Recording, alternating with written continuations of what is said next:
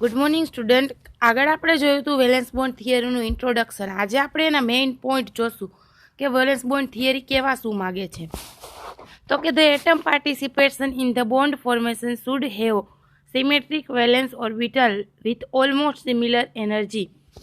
મતલબ કે the atom participation મતલબ એટમનું જે પાર્ટિસિપેશન હોય છે, બે એટમ હોય, ધારો કે એક હાઇડ્રોજન ને એક ઓક્સિજન, એનું જે પાર્ટિસિપેશન હોય છે in the bond formation should have symmetric valency, મતલબ કે સિમેટ્રિક વેલેન્સી હોવી જોઈએ.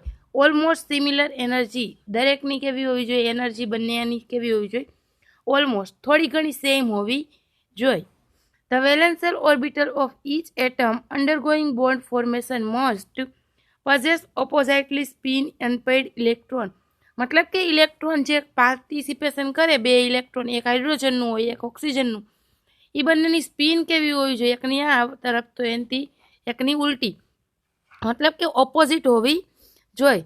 The overlapping orbital must be half field with the opposite spin electron.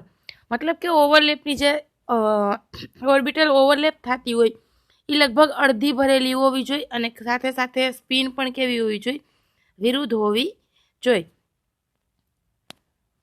પહેલામાં શું કીધું તો કે સિમેટ્રી હોવી જોઈએ ઓર્બિટલ દરેક, અને એનર્જી કેવી હોવી જોઈએ લગભગ સરખી, ઓલમોસ્ટ સરખી, એટલે 100% ઇક્વલ નહીં હોય પણ પોઈન્ટમાં ડિફરન્સ હોય તો ચાલે.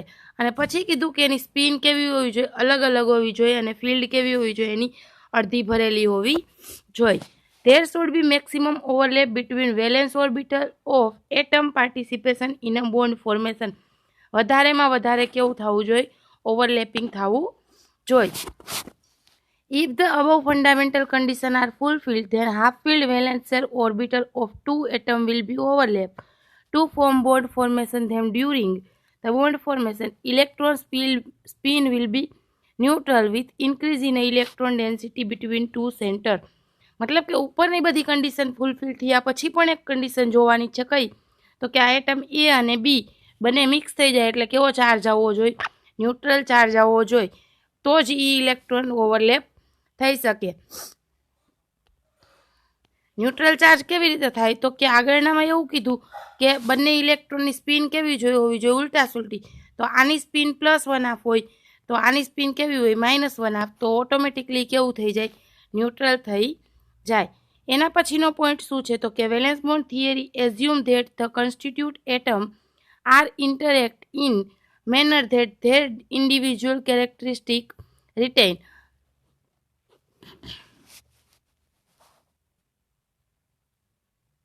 બંને જ્યારે મિક્સ થાય પોતપોતાના કેરેક્ટરિસ્ટિક હોય, આની પણ કંઈક અલગ હોય, આની પણ કંઈક અલગ હોય, અને મિક્સ થાય ત્યારે પણ એ બંનેની કેરેક્ટરિસ્ટિક કેવું રહીએ, અલગ અલગ રહીએ. After bond formation, bonding electron R related with a single centre only. They are unicenter in the other world. This theory assumes formation of the molecule as using arise from the combination of complete atom. પછી બંને કેવા થઈ જવા જોઈએ, complete atom overlap થઈ જવા જોઈએ, અને એનું સેન્ટર કેવું થઈ જવું જોઈએ, કોઈ એક સેન્ટર યુનિસેન્ટર થઈ જવું જોઈએ. ટુ ડિસ્ક્રાઇબ ધ સિસ્ટમ અથવા તો molecule, this theory used the variation theorem of wave mechanics to obtain the symmetry asymmetry wave equation. Suppose એના ઇક્વેશન કેવા હોઈ શકે વેવ મિકેનિક્સના, જે બંને કમ્બાઈન થયા હોય એના કાં તો સિમેટ્રી હોઈ શકે, એસિમેટ્રી હોઈ શકે.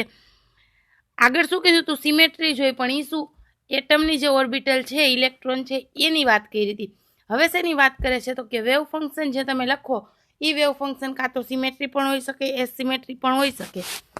Suppose psi a and psi b are the wave function of two atoms A and B respectively. Then the total atomic orbital wave function for the molecule obtained as psi a b. મતલબ કે psi a અને psi b બંને ભેગા થઈ જાય તો તમને શું મળે, psi a b.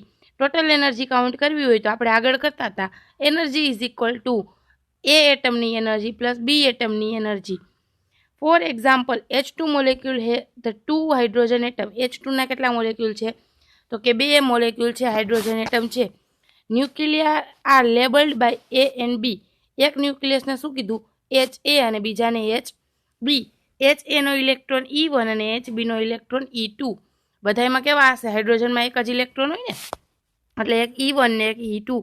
When the atom are far apart there no appreciable interact between them.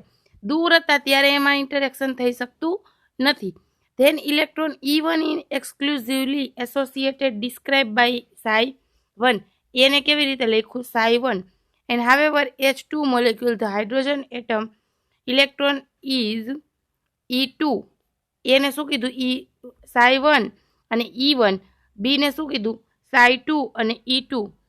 This state may be described by the wave function psi2. The associated brought together their wave function and two new wave function result because of linear combination of psi1 and psi2. શું કીધું છે કે linear combination થાય જ્યારે psi1 અને psi2 નું. તો પહેલા તો હાઇડ્રોજનના બે એટમ છે, એને શું કીધું? હાઇડ્રોજન H2 બે છે, એક HA અને એક HB. HA નો ઇલેક્ટ્રોન E1 અને HB નો ઇલેક્ટ્રોન E2 અને આનું વેવ ફંક્શન psi1 અને આનું psi2. આવું બધું નામ આપી દીધું, બંને ઇલેક્ટ્રોનની કેરેક્ટરિસ્ટિક ડિસ્ક્રાઇબ કરી. હવે પ્લસ હોય ત્યારે n મતલબ કે નોર્મલાઇઝેશન કોન્સ્ટન્ટ, મતલબ કે એની વેલ્યુ કેવી હશે? 1 હશે. પ્લસ હોય ત્યારે psi1 psi પ્લસ અને માઇનસ હોય ત્યારે psi1 minus psi minus. Symmetric asymmetric wave function H2n normalize constant શું છે એ કહ્યું કે સાયો અને સાઈ માઇનસ શું છે, એન છે એ નોર્મલાઇઝ કોન્સ્ટન્ટ છે. આ બધી વાત થઈ ગઈ કે બંને અલગ અલગ હોય, સ્પિન એની વિરુદ્ધ હોવી જોઈએ, ઓવરલેપ એકદમ એક સેન્ટર થઈ જવું જોઈએ બેમાંથી, અને એ કેવા હોવા જોઈએ? ન્યુટ્રલ હોવા જોઈએ. એ એની શું હતી? વેલેન્સ બોન્ડની જે હતી કેરેક્ટરિસ્ટિક હતી. હવે શું આવ્યું તો કે લિમિટેશન. કોઈ પણ થિયરી હોય એની લિમિટેશન હોય કે આ વસ્તુ ન માપી શકે, આ વસ્તુ ન કરી શકે. આપણી પણ એક જાતની લિમિટેશન હોય કે તમે આટલું જ કરી શકો, એનાથી વધારે ન કરી શકો. એવી રીતે જે થિયરી આપી હતી એ અમુક લિમિટેડ કમ્પાઉન્ડ માટે, બધા કમ્પાઉન્ડ માટે એ રીતે કોમ્બિનેશન, એના વેવ ફંક્શન તમે ગણી શકો નહીં. તો શું હતું તો કે પહેલી વસ્તુ તો ઇટ ઇન્વોલ્વ્સ કોમ્પ્લિકેટેડ મેથેમેટિક્સ. એ શું ધરાવે છે? કોમ્પ્લિકેટેડ મેથેમેટિક્સ ધરાવે છે. કેમ કોમ્પ્લિકેટેડ? ફોર એક્ઝામ્પલ, તમે કેમિસ્ટ્રીની ભાષામાં કેમિસ્ટ્રી જ ભણ્યા હોય દરરોજ, મેથેમેટિક્સ તમારે ઓછું હોય અથવા તો બી ગ્રુપ હોય, તો તમે આ ઇઝીલી સમજી શકો નહીં કે psi1 psi2. હજી એમાં psi1 અને psi2 વેવ મિકેનિક્સને રિલેટેડ આવે. એ વેવ મિકેનિક્સ એમાં કમ્બાઈન થાય. એ વેવ મિકેનિક્સ તો અત્યારે આપણે નથી ભણવાનું, પણ પછી આગળ ભણવાનું થાય આ થિયરી દ્વારા. વધારે ઊંડા ઉતરી તો આવે વધારે. એ કેવું છે એના બધા સ્ટેપ તો કે મેથેમેટિકલી હાર્ડ છે, કોમ્પ્લિકેટેડ છે, સમજી શકાય એવા ઇઝીલી છે નહીં. તો એક એની લિમિટેશન થઈ. બીજું, setting up of trial wave function for the complex molecule is difficult. ખાલી સિમ્પલ H2 હોય તો તમે એક્સપ્લેન કરી શકો.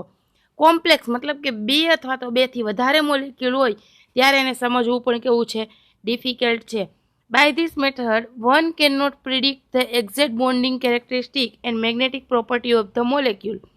આ એક થિયરીથી તમે એક્ઝેક્ટ એની બોન્ડ કેવા છે એ ન દર્શાવી શકો, એની પ્રોપર્ટી પણ જાણી શકો નહીં. એક્ઝામ્પલ તરીકે presence of non bonding pair or diamagnetic behaviour explain by valence bond theory.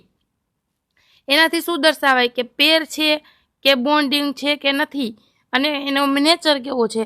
Not explain by valence bond theory. તો એ કાંઈ એક્સપ્લેન કરતું નથી. તો એક્સપ્લેન ન કરે કે એ બોન્ડિંગ થયું, પેરિંગ થયું, કે ડાયામેગ્નેટિક છે, પેરામેગ્નેટિક છે, તો એ થિયરીનું કામ શું છે? મતલબ કે એ થિયરી અડધી કહી શકાય, પૂરેપૂરી કહી શકાય નહીં. તો આવી થિયરીની અમુક લિમિટેશન છે. એ પણ IMP હોય, 2 માર્કમાં પૂછે કે write down the limitation of valence bond theory. આ valence bond theory most IMP છે. દરેકે 100% સમજી વિચારી અને યાદ કરી લેવી જરૂરી છે. 5 માર્કમાં પૂછે તો લિમિટેશન અને કેરેક્ટરિસ્ટિક બે લખવાની, અને તમને પ્રિફર કર્યું હોય કે write down the characteristic of the valence bond theory તો ઉપરનું જ, અને લિમિટેશન પૂછ્યું હોય તો 3 લિમિટેશન લખવાની થાય. હવે આગળના ટોપિક આપણે કાલે શીખીશું.